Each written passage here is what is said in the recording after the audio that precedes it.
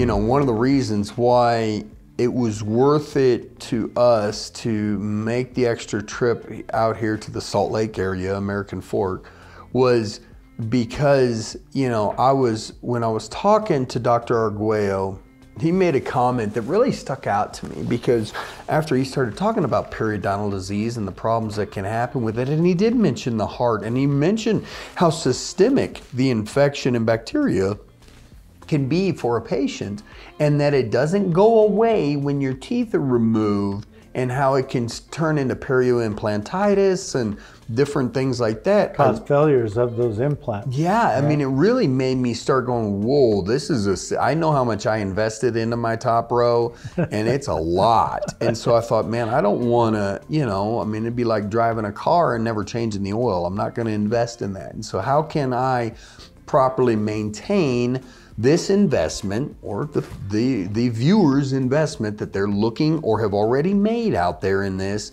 And I was really shocked to see all the case studies and actual science and data, not you guys just making some claim on a website or some social media thing, but really the work you've done with high-level institutions. I mean, you guys have worked with high-level institutions on some of these studies, and how impactful that your product can be for the maintenance of it, for the surgery of it. I mean, for all the clinicians out there, you guys need to look at this, because the success rate and everything from what I've learned, and I mean, will in my opinion dramatically increase, because you're setting the foundation for those implants, and for that you're setting it up for success. Talk to me about some of the studies that you've worked with other collegiate and other people when it comes to the dental side of things. I know there's been a bunch, so just give me a couple. Okay, so we do not make direct dental claims for use in the mouth, but our gel is in fact approved for surgical incision sites, grafted sites, and device insertion sites. Okay. We're actually after another approval right now, which is a direct claim on oral use. Okay. We're after that right now, but any dentist can use it, and it is approved for any device insertion site, which is anything you do in dentistry. Surgical incision site, which is almost anything you're doing in the mouth. And also for grafted sites, which you do a whole lot of work. And we have hard data on those from dentists. So you have to do all the studies and stuff before you go after the specific approvals for that use. You haven't seen us advertising yet, even though we have those general claims for any surgical incision site, grafted site, or device insertion site. They also use it for lubrication. We're also in for, we've had approvals in the past for killing all the bacteria in the dental water lines. But there were some other products that were pretty good at that. They weren't non-toxic like we were, but we decided we'd go into the wound care side of it and really push that instead, since, you know, we're still a pretty small company and we focused. But the ability to utilize it for a lot of those issues have a serious, and when you look at the studies, you're going to find that there's a huge reported reduction in pain and inflammation, and that they have like 0 failures.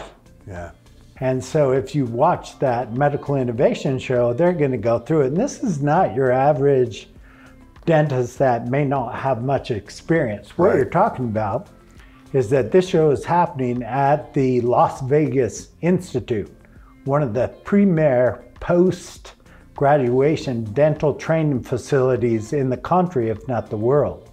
These dentists come in there and they actually pay hundreds of thousands of dollars to be able to get additional training for some of the things we're talking about.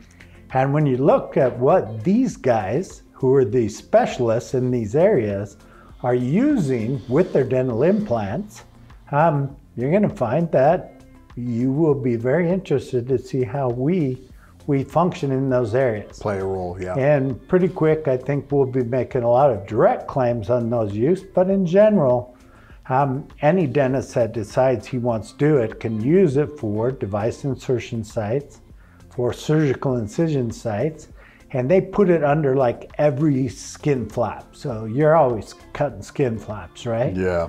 There are case studies you can see in there where these guys are doing removals. So they take a tooth out, they put gel in, they put a layer, a membrane, put another layer of gel. So the skin flap, they're losing none. There's no dry socket. They have almost no pain as part of the entire process. Yeah. So the cool part is that we're approved for those uses in general, and I think shortly we'll have approvals for all those uses intraorally. Yeah. So there's no question they can use it now, but we'll be after a lot of specific applications. And so we also have disinfection of the lasers, and we're getting improved healing by cooling the lasers with the liquids. We have the liquid, we talked about that, it's approved for debridement, and the 10 ppm is for incision sites and all of those. We can use it as an antimicrobial skin and wound cleanser for debriding, and it sets up the thing to heal much faster. We have a lot of new applications they're working on as well that are included in the patents, and some of those would include things like using it in the dental cement. Yeah, it's all right. We all have phones. I don't know who found me or how they found me. We all don't have that ringtone. Yeah, but I was actually given a discussion in front of 500 people once, actually more than that, probably a couple thousand, in front of a whole audience. And I had forgot to leave my phone and it went off. Oh my But it was right when I was done. I said, oh, looks like they've decided that my time is up, so I'm closing now, and I closed. But Is that what? another one bites the dust. Another one bites the dust. And we'd been talking about pathogens, so it worked perfectly. We were talking about test work we'd done on certain pathogens, and yeah, we killed that, and yes, then we killed that one. So it was perfect for another one bites the dust. And That's so, awesome.